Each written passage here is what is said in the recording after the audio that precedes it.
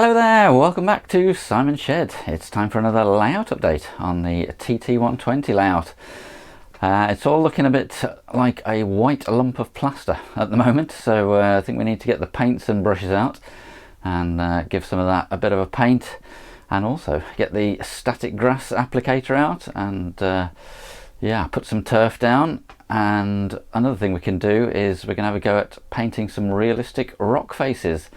So on the hills, one of the hills is going to have sort of bits of rock as it's sort of transitioning from grass to maybe a mountain higher up to give the impression of that. We're going to do some little rock outcroppings, and yeah, I'm going to show you how I painted mine up. So enough waffle, let's get to the layout. Let's catch up then with what's happened since the last video. So some more plaster has arrived. I actually went for the WW Scenics smooth plaster. That was about half the price of the Woodland Scenics plaster. Not convinced that you get exactly the same quantity, so it is better value, but perhaps not twice as good. And the thing to say about this is it is good, it does work, but it does set a lot quicker than the Woodland Scenics plaster. Shaper sheet plaster, you get a lot of time with the Woodland Scenics one, which if anything is a bit too much time. It gets a bit annoying waiting for it to dry, but this is the other way. You have to be really quick to smooth it out, otherwise it goes off. So yeah, you pays your money, you takes your choice. What I have also done is with the rock molds, I've made another batch of those and I've stuck them over there. So at the moment they're just sort of stuck on with plaster. They will be blended in, and the sort of rock face bits will be left sticking out. Certainly some of them will, and they'll be sort of painted up to look a lot more like rock faces, and the rest of it will be grass, so you just get these little rock outcroppings sticking up through the grass, and that's the look I'm going for. Now over here you can see I've got a lot of paints ready to go. I believe all of these are out of Woodland Scenics kits, and I think for now the yellow ochre is the one I'm going to be using. So I think the first thing I'm going to do is this sort of bank over here. It needs to be a nice green grassy rolling hill, and I have looked at many photos of real things, which I would strongly advise you to do. Get an idea of what you want to replicate, and the sort of background colour of that is going to be something like that. Just done a little test piece there. The idea being that it will be covered up with green grass, and you'll just get a bit of that sort of straw burnt grass colour coming through to give it a bit of variation and a bit of texture. I think last time I painted it a sort of brown mud colour, but when I looked at the pictures of what I wanted to replicate, there was no brown colour at all coming through, so I didn't see the point in painting it brown. And here next to the ballast I'll probably go over it in a, as you can see, a more sort of grey colour. I think I was using this stone grey, Woodland Scenics colour. And as a backup I have got the cheap acrylics out, and we've got some more yellow ochre in case we need it. Right, so let's paint the plaster and at least get a background colour on there. And I'll hopefully show you how quickly a very stark, bare mound of plaster can turn into a nice scenic rolling hill, hopefully. Here we go then. Obviously speed this up so you don't have to watch it all, but I'm just using a sort of circular motion on the brush. It's quite important that you get every single white bit covered, because from previous layouts I know that if you leave any of it white, it does tend to show through. Now I know it looks a little bit odd at this stage, but just go with it and we'll see how it turns out when we've got the grass on top. So yeah, it doesn't have to be anything special in terms of the paint, just cheap acrylics or sort of kids paints. Anything that will cover the plaster is absolutely fine, as long as you can get the sort of background colour that you want. Take your time, and yeah, I found this quite therapeutic. And once all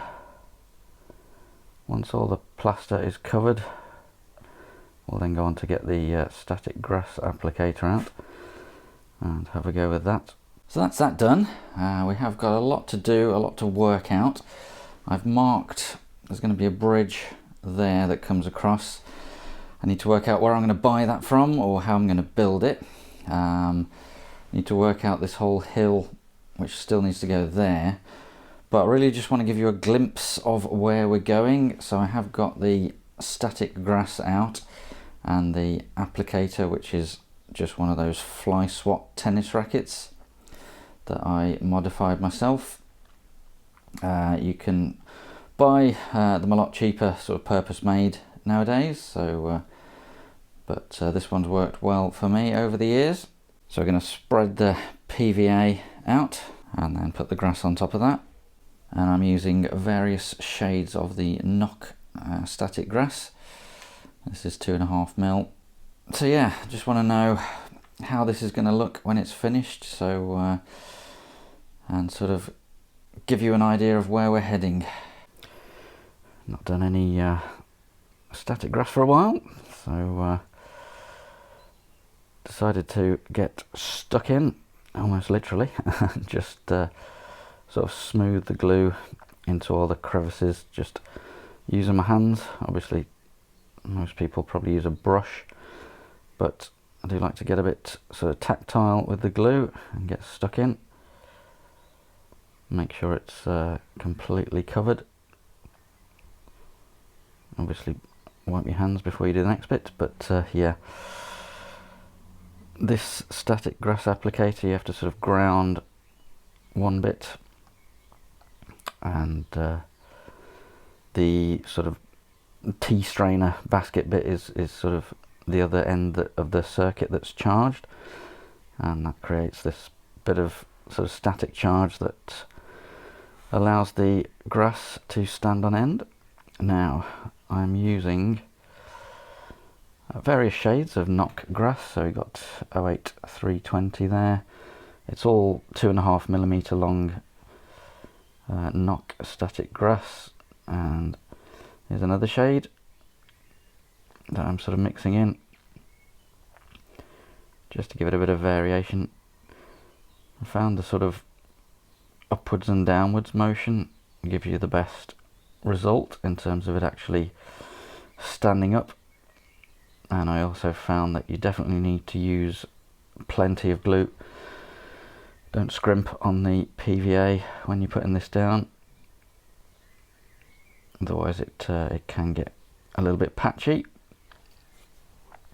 But already you can see it's sort of magic static grass. It just completely transforms a layout very, very quickly. And obviously the glue's still wet at this point, but already it's looking a lot more like a hill. So out comes the hoover, just stick something over the end. I think I'm using an old sock just to catch the strands that didn't stick. This is the next day, by the way, so let it dry overnight. So that's what we've ended up with after a quick hoover off, and use an old sock or stocking or something over the end of the hoover to collect up the static grass that comes back up, so you can reuse it.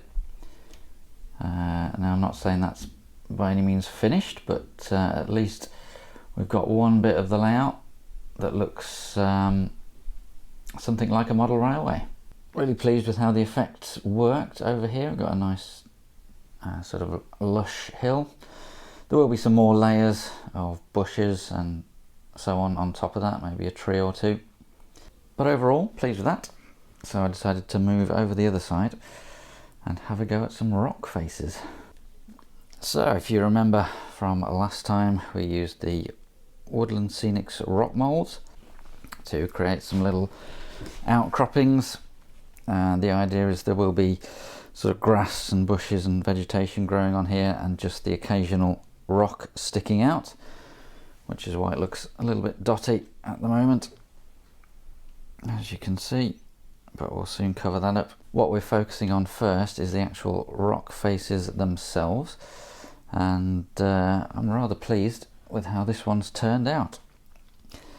So usual way of doing things really, just trawling through YouTube videos and stealing ideas, and most of the ideas in this one came from the Marklin of Sweden channel. The very jolly chap on there demonstrated how to do this, and yeah, I was quite pleased with how easy it was to get such a good effect. So now the challenge is, can I show you how I did it?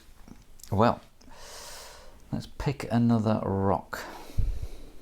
So maybe if we focus over here, literally all I've done so far is, and you can just use acrylic colours for this, I've just used it's actually a concrete colour to get a base. Now one of the things that helped with this one is I actually messed up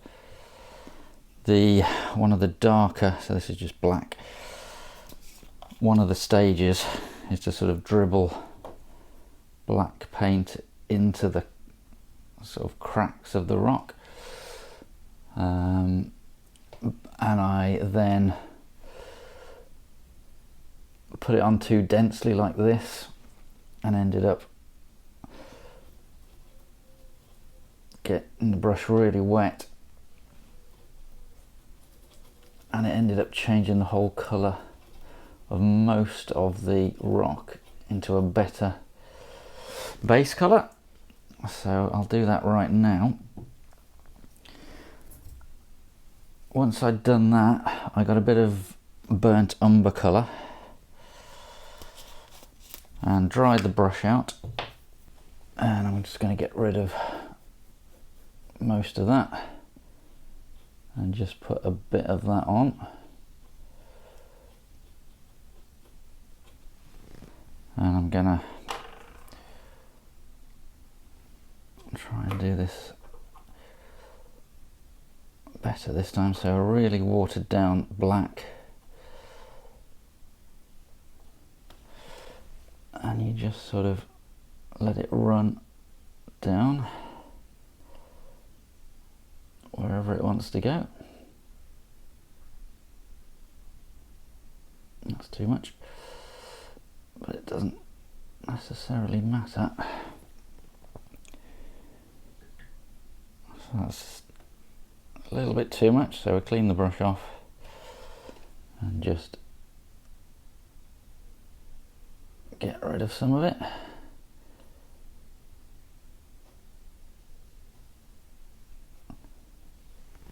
And essentially keep going over it, doing different layers until you're happy with it, and then there's one final touch. So I'm going to do a bit of stone grey because it's a bit sort of lighter than the others. That's better. I'm just going to go over that again. Yeah, I must have used this last time, because that's much more like the colour of the other one. Starting to come to life. Maybe put a teensy bit of that black back.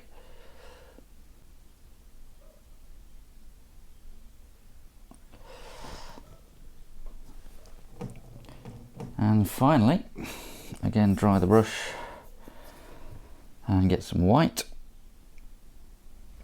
A tiny bit of white, so we want to get some of that off and just flick the edges. Not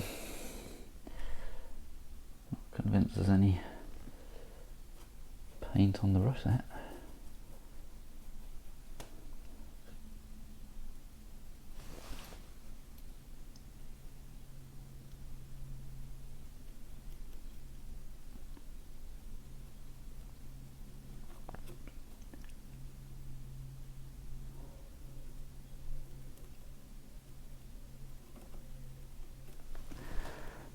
just catching the edges. And I think that looks, if you ignore the surrounding areas, I think that looks pretty good. So I carried on and painted the other rock faces or outcroppings, and then started to lay the static grass for this area. So I thought I'd give you a sort of shot of what that looked like when I was right in the middle of that. Decided to go for a darker sort of grey background for this area for the grass to give it a slightly more mountainous feel. But yeah, it looked like that. So I carried on with the static grass, and here's what we ended up with. Right, I think we'll leave it there for this episode. We've quite literally covered a lot of ground. That's where we're up to. Obviously, still a few patches to fill in, but I'll carry on with that. But yeah, certainly looking a lot better and a lot less like a train set loop of track with nothing on it. Quite pleased with how that's turned out. Plans for the next bit. Well, I have ordered a couple of 3D printed tunnel portals, TT120 tunnel portals off eBay. So if they arrive and are any good, I'll show you those. They were, I think they're about £7, £8 each. So quite good value, but we'll see what they're like when they turn up. Also had a little gift, which is the TT120 signal box. This is the one from Hornby, and looks rather smart. So we'll be putting that on the layout. So yeah, I'll carry on. Obviously got to patch up these bits, and I think it's going well. I hope your layouts are going well too. So yeah, we'll leave it there for now. Thanks very much for watching. Please like and subscribe, and I'll see you soon.